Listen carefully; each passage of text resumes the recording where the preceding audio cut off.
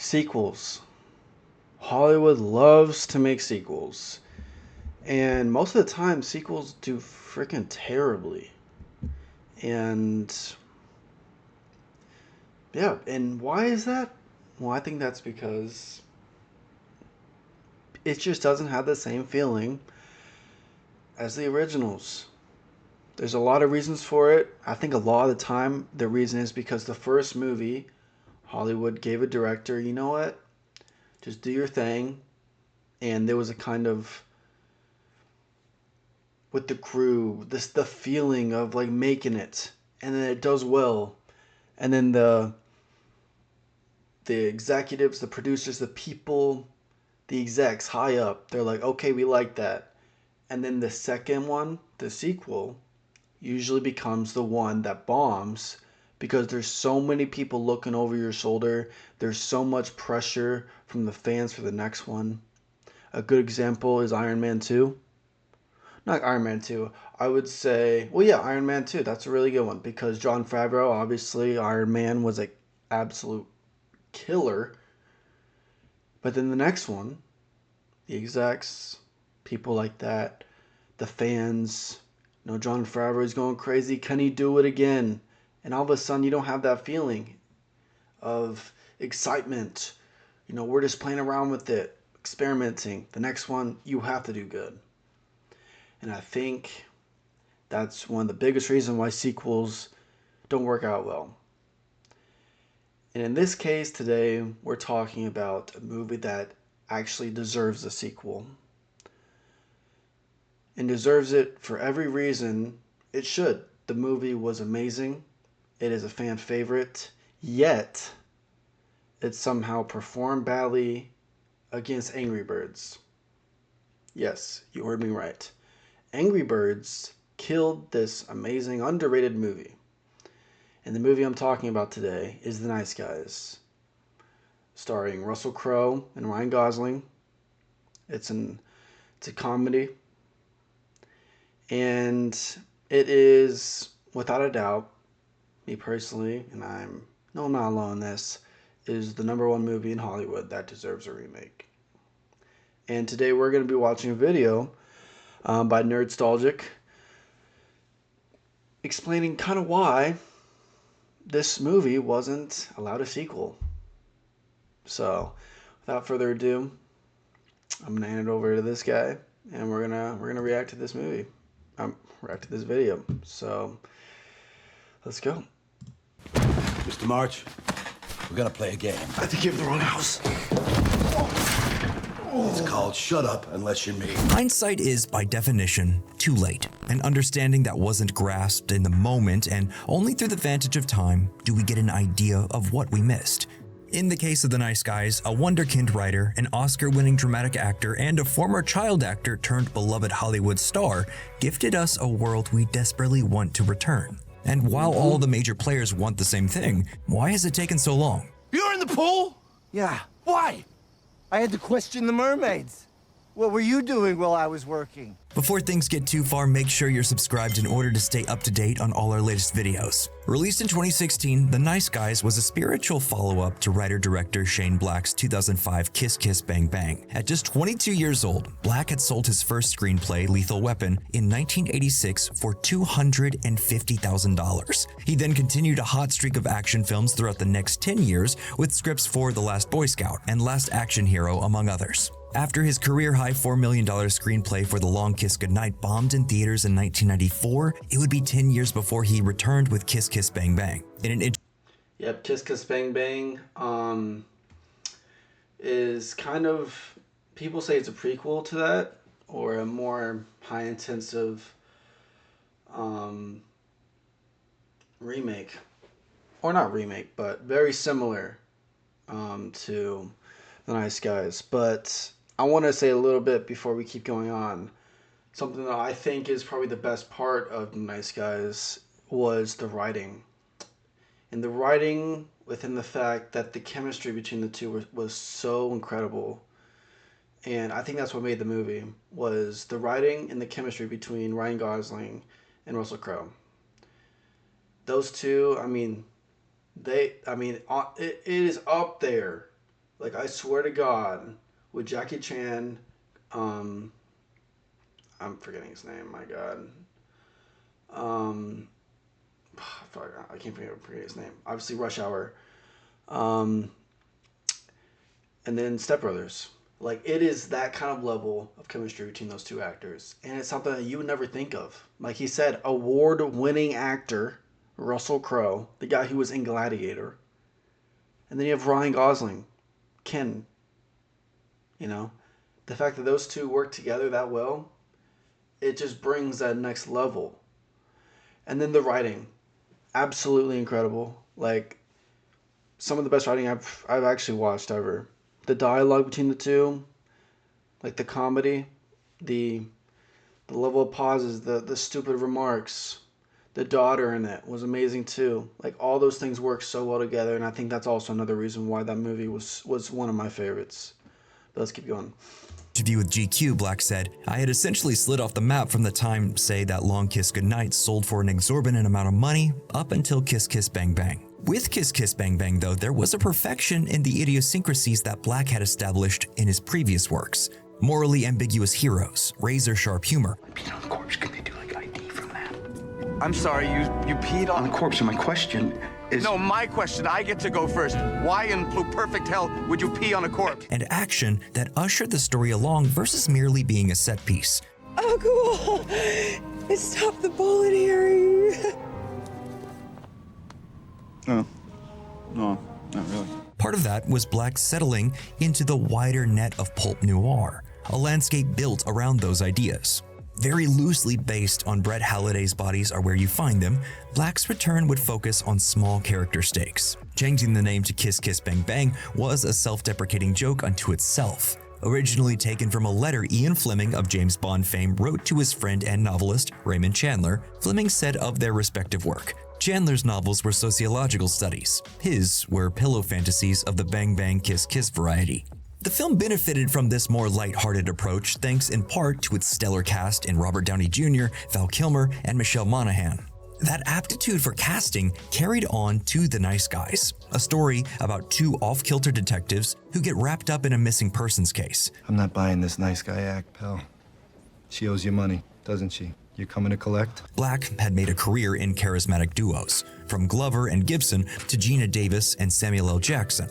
In order for a movie like The Nice Guys to work, one with so many contrasting moments of action, dark humor, slapstick comedy, and drama, the players have to be good. Luckily, Black gave us two great players in Ryan Gosling and Russell Crowe. More often than not, casting relies on familiarity. If you've seen Jason Statham scowl and march doggedly toward a bad guy 10 times, you more than likely know what you're going to get on the 11th time. But some actors are so talented, they transcend their background. Russell Crowe is not a brilliant dramatic actor. He's just a brilliant actor. Are you not entertained? Are you not entertained? Audiences had gotten to know the actor thanks to dramatic turns in LA Confidential and Gladiator. Black stated in that same GQ article that Crowe only accepted the role due to Gosling having already signed on. Since The Nice Guys, though, I didn't know that. I think that's what makes Russell Crowe so good too, is because he's trying to level up. He's trying to do new things. Like recently, not recently, but a couple of years ago, he did Nuremberg. He played Hermann Goering, and that was an incredible role of his too. So, and for him to play just a private investigator, he's just trying to do new things. And I think going with Ryan Gosling, I think he knew that he was incredibly funny, and I know that he's incredibly funny because I'm very I love watching this guy. He's a late night show host up in England. I forget his name. I'm forgetting so many names right now, but and there's like this guy. He has so many celebrities, and they all sit on his couch, and he makes compilations. And Ryan Gosling, there's like a 20-minute video of him just doing, just being funny, and it's hilarious. And people are always in the comments like, man, I forget Ryan Gosling is so funny. And I think a big reason that people forget is because there was not a sequel for this movie. And maybe because people didn't see this movie. So, yeah, Ryan Gosling is hilarious. I think people were starting to realize that when they saw Barbie. But I think that's another reason why Russell Crowe is... He's that guy, because he sees talent like that. So, let's keep going. He has gone full scenery chomping camp as Zeus in Thor Love and Thunder, the lead in The Pope's Exorcist, or as Dr. Jekyll in the failed Dark Universe revamp of The Mummy. While some of these are obviously misses, it's genuinely endearing to see him take the swings. He's an actor who could comfortably rest on his laurels in an Oscar bait film, but it's just as wonderful to watch him sing off pitch but revel in the effort. Part of Russell's success in The Nice Guys is the company he is keeping, both in writer-director Black and co-star Ryan Gosling. Gosling had gotten his start on Disney's The Mickey Mouse Club, but quickly evolved from a pretty face heartthrob in The Notebook to uncomfortable eye contact in Drive. Gosling took a less traveled, but not completely untrodden path by taking weird roles. Actors like Daniel Radcliffe, who starred in the stage version of Equus or a corpse with farting powers in Swiss Army Man, or Macaulay Culkin taking a role in New York Scene Kid film Party Monster. While sometimes this can come across as a shallow attempt to shed a cultural preconception, it is often just an actor who wants to spread their wings. With Gosling, this is clearly a guy who just likes what he likes and seems indifferent to whether the audience follows him along. And that attitude is kind of magnetic, especially when backed up with such a large amount of talent. How stupid do you think I am? I got a license to carry one. Ever since your little visit the other day, this little baby's gonna stay right here. In an article for Film Comment, Gosling said of his inspirations, "As I get older, I'm just as much a Gene Wilder fan, or Buster Keaton, or Bill Murray, or Klaus Kinski, or Abbott and Costello. They all get me somewhere. They all do it differently." While Crowe has the more straight man character in Jackson Healy, Gosling takes the slapstick character in Holland March. When we first meet March, he's attempting to knock the glass out of a door so he can unlock it. Only Black subverts a notion we've seen hundreds of times and has March slice his forearm open on the broken glass. He falls to the ground as blood pours out of the wound and says, "That's a lot of blood, guys. That's a lot of blood." A moment like this is not only sold perfectly by Gosling's shocked expression, but also by Black's screenplay. There's an intent here to show us the consequences of tropes he helped define throughout the 80s and 90s, the real-world ramifications and consequences of heroic acts. Those consequences are easily ushered along by the level of ineptitude in Black's leads. And that ties back into Black falling into the pulp noir idea of a knight in dirty armor. Healy and March are both very flawed characters. Healy is a private detective whose case-solving trump card is just breaking arms. No! No! Deep breath. While March is an alcoholic, single dad, con man who somehow seems more intoxicated when he's not drinking. Black has said of archetypes, "I love the notion of the feckless sort of knight in tarnished armor who would love to fill the shoes of the legendary hero, but just can't." Part of the joy of The Nice Guys is watching them try. When Black first conceived the idea in the early 2000s, he intended for it to be a television series set in the modern day. After pitching it around with no interest, his producer on Lethal Weapon and Kiss Kiss Bang Bang, Joel Silver, suggested to make it a period piece. While an obvious time for a noir story would be the tried and true post-World War II New York, Black opted for California in the 70s, which was a genius move. I think it was genius. The fact, like, he chose any other thing, like, if he went to, let's say, early 2000s, nope, like, 70s, 80s, 90s, I'm trying to think of all those things, but the fact that it was the 70s, and I think the best part of that was the music. There's a whole thing about disco. A big part of the movie was the smog, and obviously the Detroit Auto Show. And I think why I love this movie so much is the fact that it's the disco vibe. It isn't just disco itself, but you see the neon logo of The Nice Guys, I guess the title. And I think with that, it's just the vibes, man. The vibes of the 70s. Like, one of my favorite is, like, September. What's his name? I don't forget names, whatever. But, you know, when you listen to September, like, do you remember? Like, you feel good, man. And I think what makes this movie so good is that the period was picked geniusly. It's a time where, private investigators, the cops aren't doing shit. Why not pick the 70s? Genius. So that's another reason why I really like that movie. And I think it's hard. I always wonder how these writers and directors like you would never think of like, okay, you're gonna pick everything else, but okay, what time period are we in? Because that is so important to the story. And yeah, so very, very good by I think he directed and wrote it. So yeah.